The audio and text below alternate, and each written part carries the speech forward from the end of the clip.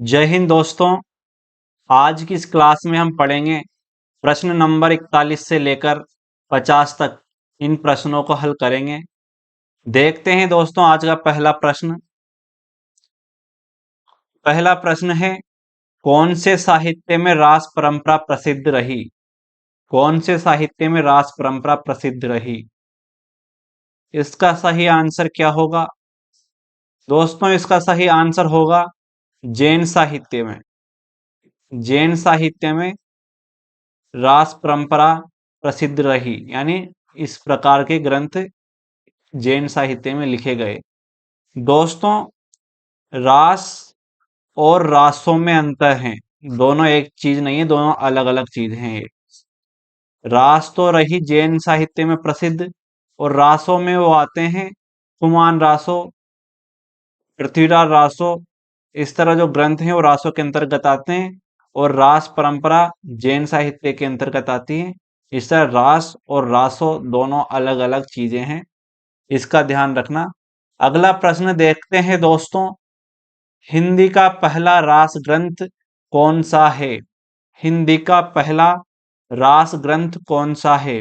इसका सही आंसर क्या होगा? इसका सही आंसर दोस्तों, इसका सही आंसर होगा सी, भरतेश्वर बाहुबली रास। दोस्तों, यह हिंदी का पहला रास ग्रंथ माना जाता है। इसकी रचना 1184 ईस्वी के आसपास हुई थी दोस्तों। कब हुई थी? 1184 ईस्वी के आसपास। इसके रचयिता थे शालिभद्र सूरी। इसके रचयिता का नाम है शालिभद्र सूरी। इसने इस ग्रंथ की रचना की थी। दोस्तों, इस रास में, भरतेश्वर बाहुबली रास में 205 छंद हैं। कितने छंद हैं इसमें? 205 छंद। और यह एक खंड काव्य है। कैसा काव्य है यह? खंड काव्य। तो दोस्तों, भरतेश्वर बाहुबली के बारे में ये जानकारी हमको याद रखनी है। बढ़ते हैं अब अगले प्रश्न की ओर। दोस्तों, चंदन बाला रास किसका ग्रंथ है? चंदन बाला रास किसका ग्रंथ है? इसका सही आंसर क्या होगा? इसका सही आंसर होगा आसगु कवि। डी। डी ऑप्शन वाला यह आसगु कवि इसका सही आंसर है। आसगु कवि ने चंदन बाला रास नामक ग्रंथ लिखा था, जिसकी रचना जिसकी रचना दोस्तों कब हुई थी? इसकी रचना हुई थी दोस्तों 1200 ईस्वी के आसपास। कब हुई थी? 1200 ईस्वी में इसकी रचना हुई थी। 1200 ईस्वी में लिखा गया। और दोस्तों, यह यह 35 छंद का एक छोटा सा ग्रंथ है। चंदन बाला रास। कितने छंद हैं इसमें? 35 छंद। इसे भी दोस्तों खंड काव्य कहेंगे अपन। यह भी एक खंड काव्य है। यह भी एक खंड काव्य है। इसके बाद दोस्तों, हम बढ़ते हैं अगले प्रश्न की ओर। और अगला प्रश्न है, आबू रास। आबू रास किसका ग्रंथ है? आबू रास किसका ग्रंथ है? इसका सही आंसर क्या होगा दोस्तों? इसका सही आंसर क्या होगा दोस्तों? इसका सही आंसर होगा बी, कवि पल्हड़। किसने इसकी रचना की थी? कवि पल्लड़ ने। और आबूरास कब लिखा गया था? 1232 ईस्वी के आसपास इसकी रचना हुई थी। दोस्तों, जैन तीर्थ जैन तीर्थ का आबू मंदिर का वर्णन इसमें किया गया है आबू रास में। दोस्तों, इसी के साथ हम बढ़ते हैं अगले प्रश्न की ओर। अगला प्रश्न है, चौपाई छंद में 12 मासा का वर्णन किस ग्रंथ से आरंभ हुआ माना जाता है? चौपाई छंद में, कौन से छंद में? चौपाई छंद में 12 मासा का वर्णन किस ग्रंथ से माना जाता है? दोस्तों, इसका सही आंसर होगा नेमिनाथ चौपाई। इसका सही आंसर क्या होगा? नेमिनाथ चौपाई। और दोस्तों, इसकी रचना किसने की थी? विनय चंद्र सूरी ने। इसे लिखने वाले हैं विनय चंद्र सूरी। विनय चंद्र सूरी, विनय चंद्र सूरी ने इसकी रचना की थी। दोस्तों, हम बढ़ते हैं अब अगले प्रश्न की ओर। अगला प्रश्न है, दलपत विजय का कौन सा ग्रंथ है? दलपत विजय का कौन सा ग्रंथ है? दलपत विजय का कौन सा ग्रंथ है? दलपत विजय का कौन सा ग्रंथ है? दोस्तों, इसका सही आंसर क्या होगा? इसका सही आंसर होगा सी, हुमायूं रासो। इसकी रचना किसने की थी? दलपत विजय ने। दोस्तों, यह 9वीं सदी के आसपास लिखा गया। कब लिखा गया?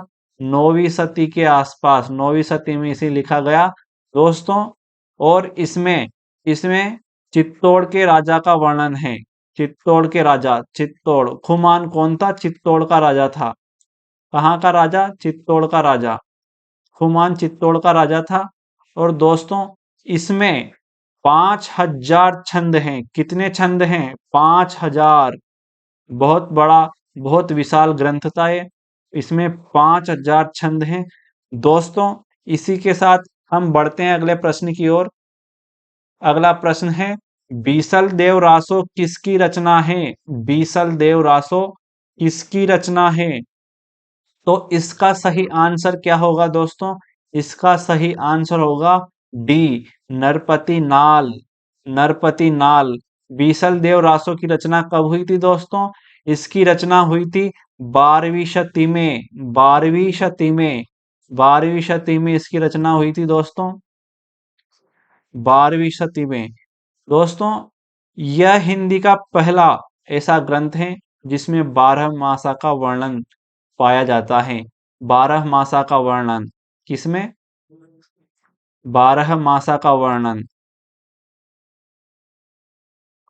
12 मासा का वर्णन पाया जाता है बीसल देव रासो में। और दोस्तों, 12 मासा की इस ग्रंथ में किस महीने से शुरुआत होती है? तो कार्तिक महीने से शुरुआत होती है इसमें। कार्तिक महीने से, कार्तिक महीने से, कार्तिक महीने से। और दोस्तों, ये बहुत इंपॉर्टेंट है, इसे याद कर लेना। इसके लिए मोस्ट लिख देता हूं। नेट में से संबंधित प्रश्न पूछे जा चुके हैं। और दोस्तों, इसमें अजमेर के राजा, कहाँ के राजा? अजमेर। बीसल देव अजमेर का राजा था। और जिसने राजा भोज की पुत्री, राजा भोज किसकी पुत्री थी? राजा भोज की पुत्री राजमती। राजमती, राजमती से विवाह किया था। लेकिन ये किसी कारणवश बिछड़ जाते हैं और फिर इनका वियोग वर्णन शुरू होता है और फिर वापस पुनर्मिलन होता है। इस तरह इसमें इसकी कहानी है। दोस्तों, इसके साथ ही हम बढ़ते हैं अगले प्रश्न की ओर। और अगला प्रश्न है, पृथ्वीराज रासों में कितने सर्ग है? पृथ्वीराज रासों में कितने सर्ग हैं? इसका सही आंसर होगा दोस्तों बी, 69 सर्ग। कितने सर्ग हैं पृथ्वीराज रासों में? 69 सर्ग। और अगर हम छंदों के प्रकार की बात करें तो दोस्तों, पृथ्वीराज रासों में 68 प्रकार के छंदों का प्रयोग हुआ है। 68 प्रकार के छंद, 68 प्रकार के छंद पृथ्वीराज रासों के लिए प्रयोग किए गए हैं।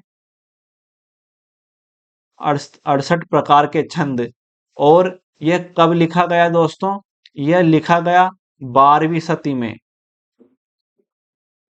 12वीं सदी में यह लिखा गया। और इसकी रचना किसने की? इसकी रचना की थी दोस्तों चंद बरदाई ने। चंद बरदाई के द्वारा इसकी रचना हुई थी। चंद बरदाई, चंद बरदाई ने इसकी रचना की थी दोस्तों। इसके बाद हम जानते हैं कि यह पृथ्वीराज रासो जो ग्रंथ था, इसको लिखते समय चंद बरदाई की मृत्यु हो गई थी, जिससे यह ग्रंथ अधूरा छूट गया था। फिर इस ग्रंथ को पूरा इनके पुत्र, किसने? इनके पुत्र, चंद बरदाई के पुत्र ने इसको पूरा किया था, जिसका नाम था दोस्तों जल्लण। चंद बरदाई के पुत्र का नाम क्या था? जल्लण। जल्लड़ ने इस ग्रंथ को पूरा किया था।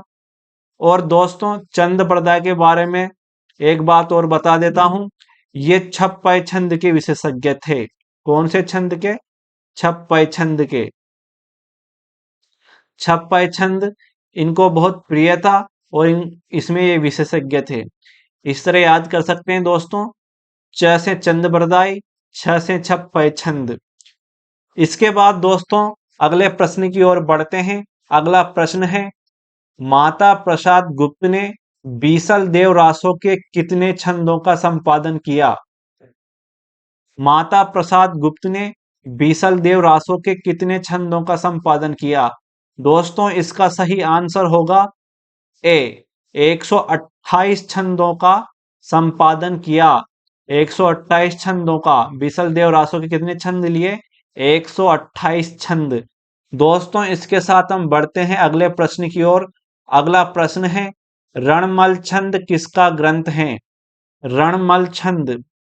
इसका आंसर बताओ दोस्तों, इसका आंसर क्या होगा? दोस्तों इसका सही आंसर होगा डी, श्रीधर। श्रीधर। श्रीधर ने रणमल छंद की रचना करी थी दोस्तों। और कब करी थी? 14वीं शताब्दी के आसपास। 14वीं शताब्दी के आसपास इसकी रचना की थी दोस्तों। इसमें इसमें रणमल छंद के बारे में बताया, रणमल के बारे में बताया गया है। रणमल ईडर के राजा थे। ईडर के, कहाँ के राजा थे दोस्तों? ईडर के राठौर राजा थे। राठौर। ईडर के राठौर राजा थे। तो रणमल ने पाटन के, पाटन का सूबेदार था। पाटन का सूबेदार, पाटन का सूबेदार था।